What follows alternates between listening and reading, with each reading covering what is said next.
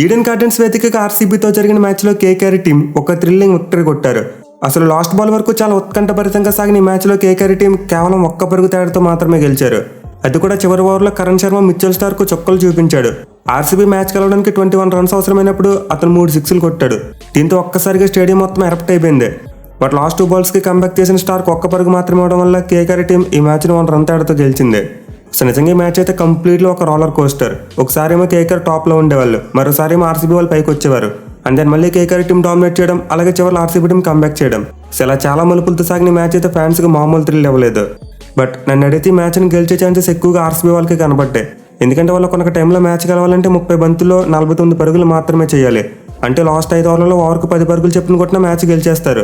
అంటే అప్పుడు చూసుకుంటే దినేష్ కార్తిక్ మరియు శ్రేయస్ ప్రభదేశ్ లాంటి 2 బ్యాట్స్మెన్ క్రీజ్లో ఉన్నారు. సో నేనైతే దినేష్ కార్తిక్ ఉన్న ఫామ్లో ఇది ఒక కేక్ వాక్ అనుకున్నా.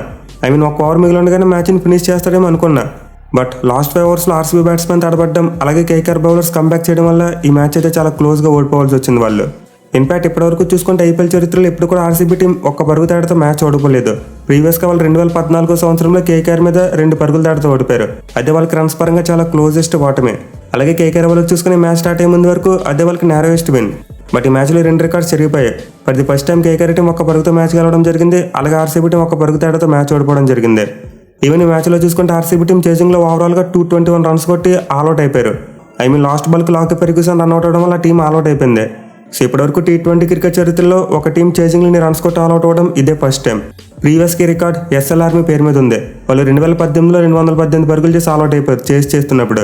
బట్ ఈ మ్యాచ్లో అయితే ఆర్సీబీ టీం దాన్ని బెటర్ చేసింది. మ్యాచ్ విషయానికి వస్తే ఆర్సీబీ టీం టాస్ కలిసి ముందుగా ఫీల్డింగ్ తీసుకున్నారు. అండ్ వాళ్ళ టీంలో చూసుకుంటే 3 చేంజెస్ జరిగాయి. గ్రీన్తో పాటు సిరాజ్ మరి కరణ్ శర్మను ప్లేయింగ్ లైన్లోకి తీసుకొచ్చారు. బట్ కేకేఆర్ టీంలో మాత్రం ఇంపాక్ట్ ప్లేయర్ విషయంలోనే మార్పు జరిగింది. సో ఆర్సీబీ టీంకి అయితే పవర్ ప్లేలో అంత మంచి స్టార్ట్ రాలేదు. వాళ్ళ ఒక ఎండ్లో నరేన్ చాలా బాగా కట్టడి చేశారు. మంచి హోంవర్క్ చేసి అతనికి రన్స్ అవ్వకుండా చాలా బాగా కట్టడి చేశారు. మెలీ స్టైల్ ఎట్విల్ యార్కర్ స్నేల్ చేశాడు. బట్ ట్విస్ట్ ఏంటంటే ఆర్సీబీ టీం నరైన్కు ప్రిపేర్ అయితే Phil Salt out of the syllabus వచ్చాడు. అసలు ఆర్సీబీ టీం ఎక్స్పెక్ట్ చేయని విధంగా అతను చిత్తకొట్టి పాడేశాడు. కేవలం 14 బంతుల్లోనే 48 పరుగులు చేశాడు. సో అతని బ్యాటింగ్ దెబ్బకి KKR team score sky rocket అయిపోయింది. 4 ఓవర్స్లోనే 50 మార్కును కూడా అందుకున్నారు. మెల్లి లాకీ ఫెర్గ్యూసన్ వేసిన ఒక ఓవర్లో 2 సిక్స్లు మరియు 4 ఫోర్లు కొట్టాడు. సో ఈ ఒక్క ఓవర్ అయితే కేకేఆర్ టీంకి బ్యాటింగ్లో చాలా మంచి మొమెంటం అందించింది. ఈవెన్ ఒక ఎండ్లో నరేన్ 15 బంతుల్లో కేవలం 10 పరుగులు చేసినప్పటికీ ఆ టీం పవర్ ప్లేలో 75 పరుగులు కొట్టారు. అండ్ దీనికి మెయిన్ రీజన్ సాల్ట్ బ్యాటింగే. సో ఫస్ట్ ఇనీషియల్గా సాల్ట్ అండ్ ఇన్నింగ్స్ అయితే ఒక బిగ్గెస్ట్ గేమ్ చేంజర్ అని చెప్పుకోవచ్చు. బట్ మిడిల్ ఓవర్స్లో చూసుకుంటే ఆర్సీబీ టీం కంబ్యాక్ చేసింది. కేకేఆర్ బ్యాట్స్మెన్కి ఎక్కువ రన్స్ ఇవ్వలేదు. మెయిన్లీ టువర్డ్స్ ది ఎండ్ చూసుకుంటే వాళ్ళు రింకు సింగ్ మరియు రసెల్ లాంటి ప్లేయర్స్ని కూడా సైలెంట్గా ఉంచగలిగారు. అసలు వీళ్ళిద్దరూ పవర్ హిట్టింగ్ చేసేందుకు చాలా ఇబ్బంది పడ్డారు. మోస్ట్ ఇంపార్టెంట్లో ఆర్సీబీ బౌలర్స్ చేసిన బెస్ట్ థింగ్ ఏంటంటే రెగ్యులర్ ఇంటర్వల్స్లో వికెట్లు తీశారు. మెయిన్లీ రఘువంశీ వికెట్ విషయంలో క్యామరూన్ గ్రీన్ ఒక అద్భుతమైన క్యాచ్ పట్టుకున్నాడు. సింగిల్ హ్యాండ్తో గాల్లోకి డైవ్ చేస్తూ ఒక అన్బిలీవబుల్ టేక్ తీసుకున్నాడు. అలాగే తర్వాత వెంకయ్య చూసుకుని అగ్రెసివ్గా స్టార్ట్ చేసినప్పటికీ ఎక్కువసేపు క్రీజ్లో నిలవలేకపోయాడు. సో కేకేఆర్ టీం అయితే మంచి రన్ రేట్తోనే బ్యాటింగ్ చేసినప్పటికీ రెగ్యులర్ ఇంటర్వల్స్లో వికెట్లు కోల్పోతూనే ఉన్నారు. బట్ ఇలాంటి టైంలో వాళ్ళ కెప్టెన్ శ్రేయస్ అయ్యర్ ఇన్నింగ్స్ మొత్తాన్ని గైడ్ చేస్తూ ఒక బ్రిలియంట్ హాఫ్ సెంచరీ కొట్టాడు. 36 బంతులు 50 పరుగులు చేసి ఒక ఎండ్లో వికెట్ల పతనాన్ని ఆపాడు. సో అయ్యర్ కనుక 50 కొట్టుండకపోయింటే డెత్ ఓవర్స్లో వాళ్ళకి మంచి ప్లాట్ఫామ్ సెట్ అయ్యేది కాదు. మెయిన్ ముందు చెప్పుకున్నట్టు రసెల్ చూసుకుంటే మ్యాచ్లో చాలా స్ట్రగుల్ అయ్యాడు. 20 బంతులు 27 పరుగులు మాత్రమే చేశాడు. మెయిన్ అది నాటిన ఇన్నింగ్స్లో ఒక్క సిక్సర్ కూడా లేదు. So to be frank RCB bowlers అయితే నరేన్ మరియు రసెల్ విషయంలో చాలా హోంవర్క్ చేశారు. వీళ్ళిద్దరికీ చాలా మంచి ప్లానింగ్తో బౌలింగ్ చేసి రన్స్ అవ్వకుండా చేశారు. కానీ సాడ్ థింగ్ ఏంటంటే లాస్ట్ 2 ఓవర్స్లో రమన్దీప్ సింగ్ మరోసారి అవుట్ ఆఫ్ ది సిలబస్ వచ్చాడు. సో ఇనీషియల్గా పవర్ ప్లే అయితే సాల్ట్ చేత కొట్టాడు. లాస్ట్ 2 ఓవర్స్లో రమన్దీప్ సింగ్ అలానే కొట్టాడు. 9 బంతుల్లో 24 పరుగులు చేశాడు. అండ్ వీళ్ళిద్దరు ఆడిన ఇన్నింగ్స్లో ఏవైతే ఉన్నాయో కేకేఆర్ బ్యాటింగ్లో ది బిగ్గెస్ట్ గేమ్ చేంజర్స్. ఈ 2 కనుక లేకపోయింటే వాళ్ళు అరౌండ్ 180 రన్స్ మాత్రమే కొట్టుండేవారు. సో ఈ మ్యాచ్లో కేకేఆర్ బిగ్ హిట్టర్స్ ఫెయిల్ అయినప్పటికీ వాళ్ళ క్లాసీ బ్యాట్స్మెన్ మాత్రం మంచిగా ఇన్నింగ్స్ని గైడ్ చేశారు. దీనివల్ల టీం నిర్ణీత 20 ఓవర్లో 6 వికెట్లు మాత్రమే కోల్పోయి 222 పరుగులు చేసింది. ఈ స్కోర్ అయితే డెఫినెట్లీ ఈ రౌండ్లో ఒక match winning total. Mail RCB team చూసుకుంటే ఇప్పటివరకు తమ ఐపీఎల్ చరిత్రలో ఎప్పుడు కూడా 220+ టార్గెట్ను చేసి చేయలేదు. ఇన్ఫాక్ట్ వాళ్ళ హైయెస్ట్ చేసి తీసుకుంటేనే ఎప్పుడో 2010లో వచ్చింది. పంజాబ్ టీం మీద 204 పరుగుల టార్గెట్ను చేశారు. సో కేకేఆర్ టీం అయితే టాస్ ఓడిపోయినప్పటికీ నిజంగా ఒక మ్యాచ్ విన్నింగ్ స్కోర్ను బోర్డు మీద పెట్టారు. ఇక ఆర్సీబీ బౌలింగ్ విషయానికి వస్తే ఈ మ్యాచ్ పవర్ ప్లేలో సిరాజ్ బాగా బౌలింగ్ చేశాడు. స్టార్టింగ్ ఓవర్లో 10 రన్స్ ఇచ్చినప్పటికీ ఆ తర్వాత చాలా బాగా కంబ్యాక్ చేశాడు. బట్ డెత్లో అతను వేసిన 19 ఓవర్లో 20 రన్స్ ఇచ్చి తన ఫిగర్స్ని నాశనం చేసుకున్నాడు. ఇక ఎస్టీఎల్ చూసుకుని ఇనీషియల్గా పవర్ ప్లేలో అతను కూడా బాగానే బౌలింగ్ చేశాడు. బట్ అగైన్ లాస్ట్ 2 ఓవర్స్లో చూసుకుంటే మాత్రం చాలా రన్స్ ఇచ్చాడు. సో అతను కూడా 2 వికెట్స్ తీసినప్పటికీ ఏకంగా 56 రన్స్ కన్సిడర్ చేశాడు. బట్ మిగతా బౌలర్స్ విషయానికి వస్తే మాత్రం బాగా బౌలింగ్ చేశారు. మెయిల్ లాకీ ఫెర్గ్యూసన్ తను వేసిన ఫస్ట్ ఓవర్లో 28 పరుగులు ఇచ్చినప్పటికీ ఆ తర్వాత చాలా మంచి కంబ్యాక్ చేశాడు. నెక్స్ట్ 3 ఓవర్స్లో 19 రన్స్ మాత్రం ఇచ్చి 1 వికెట్ తీసుకున్నాడు. అలాగే కరణ్ శర్మ చూసుకున్న, క్యామరన్ గ్రీన్ చూసుకున్నా కూడా అద్భుతంగా బౌలింగ్ చేశారు. మెయిన్లీ గ్రీన్ అయితే ఒక రెవల్యూషన్ అని చెప్పుకోవచ్చు. ఆల్రౌండర్గా టీంలోకి వచ్చినప్పటికీ కేవలం 4 ఓవర్స్లో 35 రన్స్ మాత్రమే ఇచ్చి 2 వికెట్స్ తీసుకున్నాడు. మెయిన్ అతని ఫీల్డింగ్ అయితే మ్యాచ్లో వేరే లెవెల్ అని చెప్పుకోవాలి. సో ఒక 3-4 బిగ్ ఓవర్స్ తప్పిస్తే మ్యాచ్లో అయితే ఆర్సీబీ బౌలర్స్ కాస్త మెరుగ్గానే బౌలింగ్ చేశారు. ఎస్పెషల్లీ లాస్ట్ మ్యాచ్తో కంపేర్ చేసుకుంటే మ్యాచ్లో చాలా మెరుగయ్యారు. మరి ఎన్నో బిగ్ ఓవర్స్ రాకుండా ఉంటే వాళ్ళు కేకేఆర్ టీంను 200 లోపే కట్టడి చేసి ఉండేవాళ్ళు. సో చేజింగ్లో చూసుకుంటే ఆర్సీబీ టీంకి మంచి స్టార్ట్ వచ్చినప్పటికీ ఆ తర్వాత వరుసగా వికెట్లు కోల్పోయారు. మెయిన్లీ వికెట్ విషయంలో నాకడేలో చూసినప్పుడు ball clearly Virat Kohli waste కంటే ఎక్కువ హైట్లోనే ఉంది. బట్ టెక్నికల్గా చూసుకుంటే 2 ఆస్పెక్ట్స్ ఉన్నాయి. అవేంటంటే విరాట్ కోహ్లీ క్రీజ్ బయట బ్యాటింగ్ చేశాడు, అలాగే బాల్ స్లోవర్ బాల్ కావడంతో డిప్ అయింది. సో 2 ఆస్పెక్ట్స్ను బేస్ చేసుకున్న ఆ బాల్ని అయితే టెక్నాలజీ నో బాల్ అని చెప్పలేదు, ఫెయిర్ బాల్ అని చెప్పింది. మెయిన్ ఇయర్ చూసుకుంటే ప్రొటెక్షన్ టీం వాళ్ళు చేసిన బెస్ట్ థింగ్ ఏంటంటే ఆల్రెడీ ప్రతి బ్యాట్స్మెన్ యొక్క వేస్ట్ హైట్ను కోల్చేసి ముందే వాళ్ళ దగ్గర పెట్టుకున్నారు. దీనివల్ల బాల్ ట్రాకింగ్లో రిజల్ట్ అనేది చాలా ఫెయిర్గా వస్తుంది.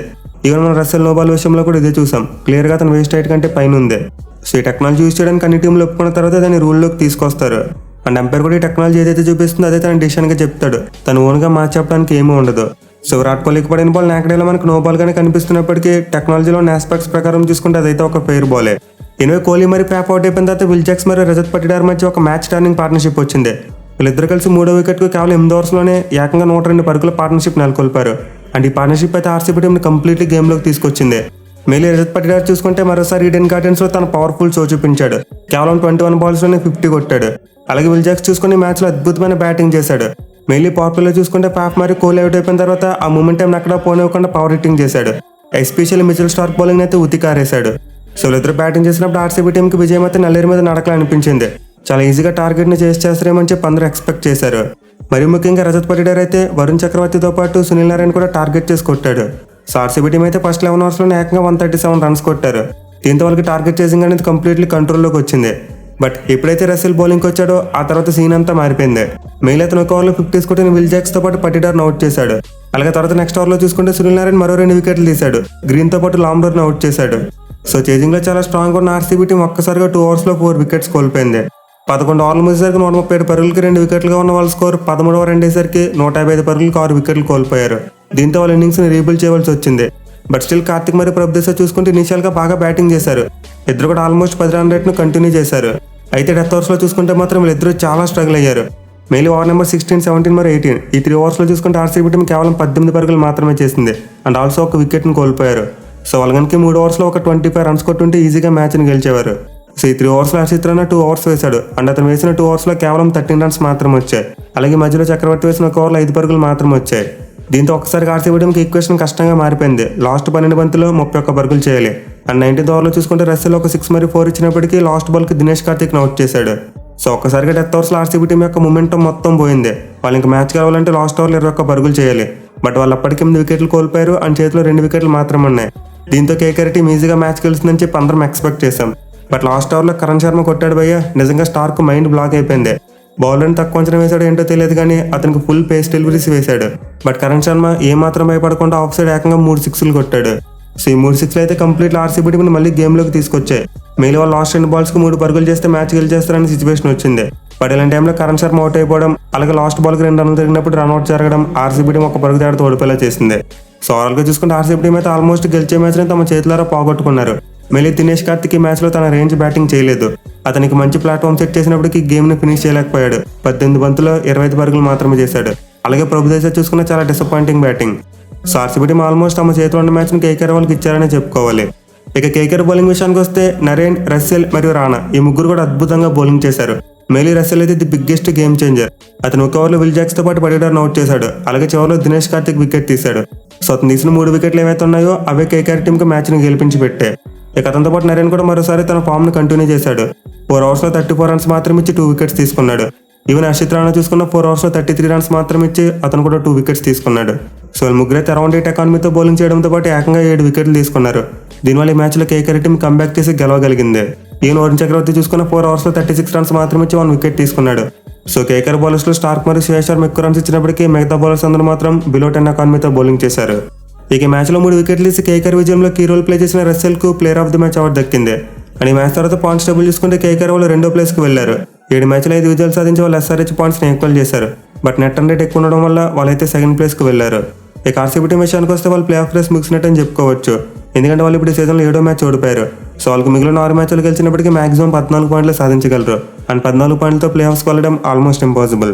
సో ఈ సీజన్ లైక్ ఆర్సీబీ టీం యొక్క ప్లే ఆఫ్ జర్నీ ఇంకా ముగిసిందని చెప్పుకోవాలి. ఇక వాళ్ళు రాబోయే మ్యాచెస్ అదర్ టీమ్స్ యొక్క పార్టీని స్పాయిల్ చేయడం కోసం ఆడాల్సి ఉంటుంది.